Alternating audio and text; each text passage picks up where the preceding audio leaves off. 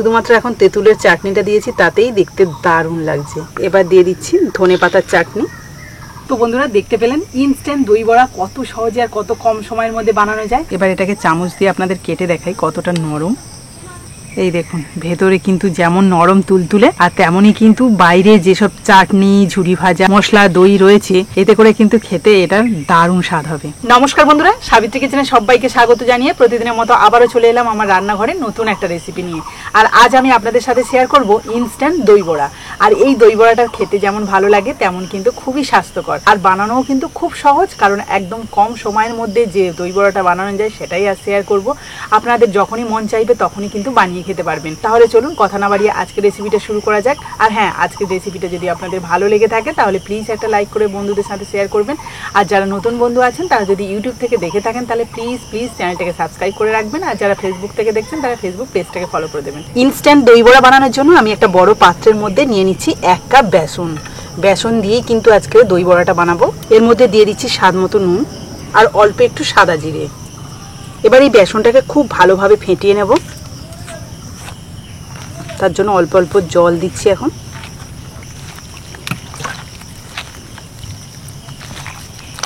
আমরা জানি দই বড়া মানেই কিন্তু বিউলির ডাল লাগে, আর বিউলির ডাল মানেই কিন্তু সেটাকে আগের দিন থেকে ভেজাতে হবে, তারপরে আবার সেটাকে শিলনোড়া না হলেও মিক্সিতে পেস্ট করতে হবে, তারপরে কিন্তু দই বড়া বানানো মানে অনেকটা সময় লেগে যায়।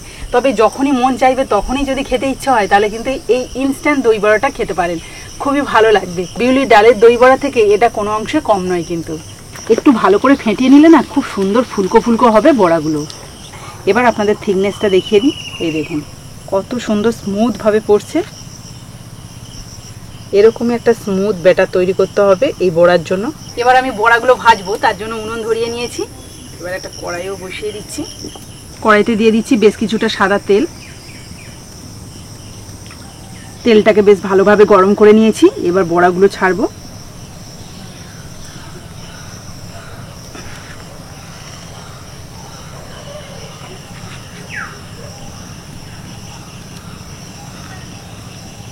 আমি আমার মতো করে চেষ্টা করছি বড়াগুলোর শেপ দেওয়া।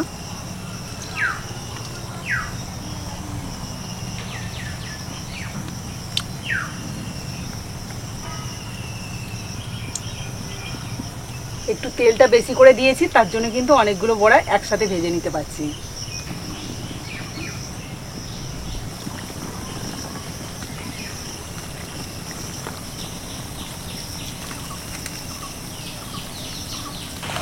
প্রথমে একটু আঁচটা কমিয়ে রেখেছিলাম, কারণ যখন আমি বড়াগুলোর শেপ দিচ্ছিলাম সেই সময় যদি আঁচটা বেশি হয় তাহলে কিন্তু যেগুলো দেবো তাড়াতাড়ি কালার এসে যাবে, তখন কিন্তু ভাজাটা ভালো হবে না ভেতরে।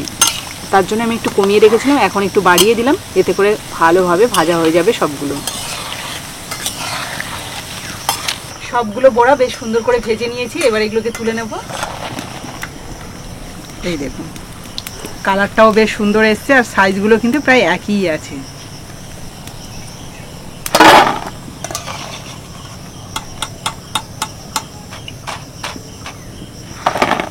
এবার আমি এই বড়াগুলোকে একটু জলে ভিজিয়ে রাখবো যাতে ফুলকো ফুলকো হয়। তার জন্য এখানে একটা বড় পাত্রের মধ্যে কিছুটা প্লেন জল নিয়ে নিয়েছি আর এই জলের মধ্যে বড়াগুলো দিয়ে দিচ্ছি। এবার এটাকে কিছুক্ষণ ভিজিয়ে রাখতে হবে। তবে এর মধ্যে আমি আরো কিছু উপকরণ মেশাবো, সেই জন্য কড়াইয়ের মধ্যে সামান্য একটু সাদা তেল রেখেছি। ওই তেলের মধ্যে দিয়ে দিচ্ছি কয়েকটা কারি পাতা। কারি পাতা দিলে কিন্তু খুব সুন্দর ফ্লেভার আসে। আর দিয়ে দেবো 1 চিমটি মতো হিং। হালকা একটু নেড়ে চেড়ে নেব। কারি পাতাটা হালকা ভাজা হয়ে গেছে। এবার দিয়ে দিচ্ছি অল্প একটু জল। এবার এটাকেই আমি এই যে বড়াগুলো জলে ভিজিয়ে রেখেছি তার মধ্যে দিয়ে দেবো। এতে করে কিন্তু বড়ার ফ্লেভারটা খুব সুন্দর আসবে। আপনারা চাইলে কিন্তু এই ফোড়নটাতে জিরেও দিতে পারেন, তবে আমি জিরে দিলাম না, কারণ এই বড়ার মধ্যে কিন্তু জিরে রয়েছে। এই বড়াগুলোকে প্রায় 15 থেকে 20 মিনিট মতো ভিজিয়ে রাখবো, আর ততক্ষণে আমি চাটনিগুলো রেডি করে নেব। প্রথমে আমার লাগবে তেঁতুলের চাটনি। তার জন্য একটা বাটির মধ্যে কিছুটা পাকা তেঁতুল ভিজিয়ে রেখেছি আগে থেকে। এই দেখুন পাকা এবং পুরনো তেঁতুল, সেই জন্য একটু কালচে ভাব রয়েছে। আর এই তেঁতুল কিন্তু ভীষণ ভালো চাটনির জন্য। তো এটাকে ভালোভাবে হাত দিয়ে চটকে চটকে এর মার বা পাল্পটাকে বের করে নেব। এবার এই কড়াইয়ের মধ্যে তেঁতুলের পাল্পটা দিয়ে দিচ্ছি হাত দিয়ে ছেঁকে। আপনারা চাইলে ছাঁকুনি দিয়েও ছেঁকে নিতে পারেন।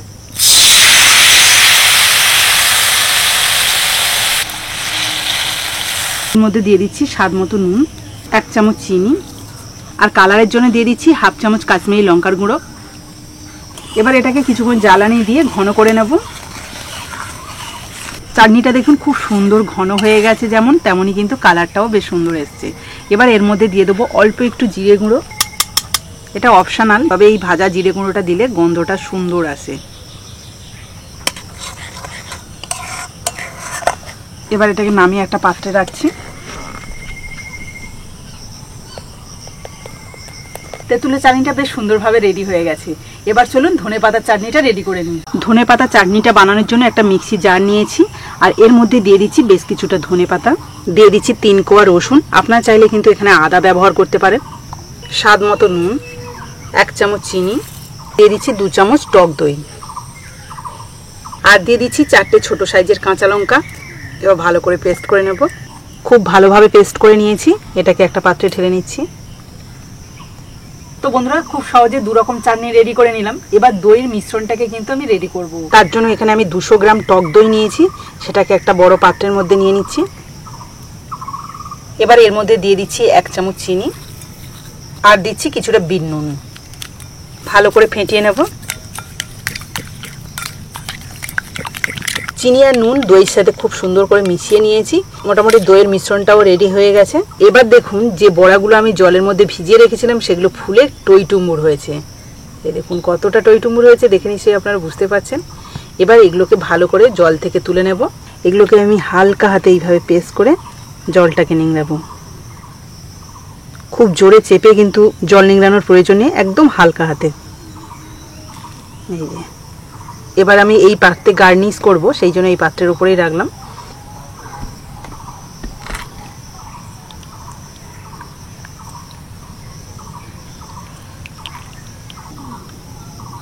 সবগুলো বড়া একটা পাত্রে বেশ সুন্দর করে সাজিয়ে নিয়েছি। এবার যে টক দইটা আমি ভালোভাবে ফেটিয়ে রেখেছিলাম সেটাই দিয়ে দেব। দই বড়াটা যত সুন্দরভাবে ডেকোরেশন করবেন ততই কিন্তু দেখতে যেমন ভালো লাগবে, খেতেও কিন্তু বেশ সুস্বাদু হবে।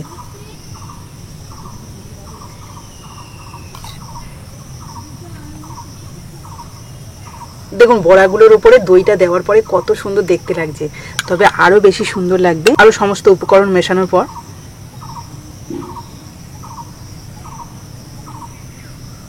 শুধুমাত্র এখন তেঁতুলের চাটনিটা দিয়েছি, তাতেই দেখতে দারুণ লাগছে। এবার দিয়ে দিচ্ছি ধনেপাতার চাটনি।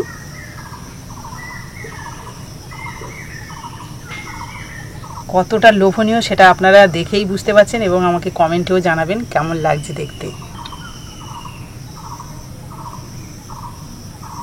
এবার এই দই বড়ার মধ্যে একটা ভাজা মশলা দেবো, আর সেটা কিন্তু আমি আগে থেকে রেডি করেছিলাম। শুধুমাত্র এখানে সাদা জিরে শুকনো কড়াইতে ভালো করে ভেজে গুঁড়ো করে নিয়েছি, ব্যাস। এই গুঁড়োটাই কিন্তু আমি উপর থেকে ছড়িয়ে দেবো, এতে করে দই বড়াগুলো আরো সুস্বাদু লাগবে খেতে। খেতে যাতে আরো বেশি সুস্বাদু হয় তার জন্য আমি দিয়ে দিচ্ছি অল্প একটু ঝুরি ভাজা।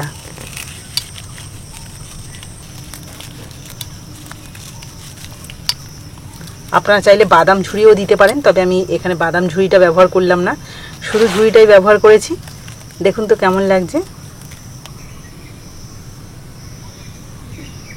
তো বন্ধুরা দেখতে পেলেন ইনস্ট্যান্ট দই বড়া কত সহজে আর কত কম সময়ের মধ্যে বানানো যায়, আর দেখতে তো দারুণ লোভনীয় লাগছে, মানে যে দেখবে তারই খেতে ইচ্ছে করবে।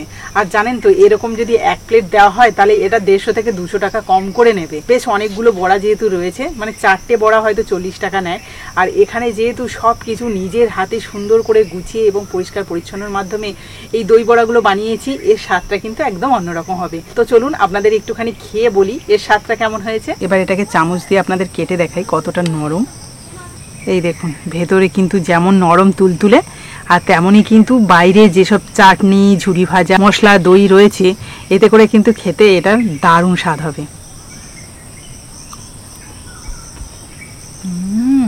মুখে দেওয়ার সঙ্গে সঙ্গে যেন জাস্ট গলে গেল।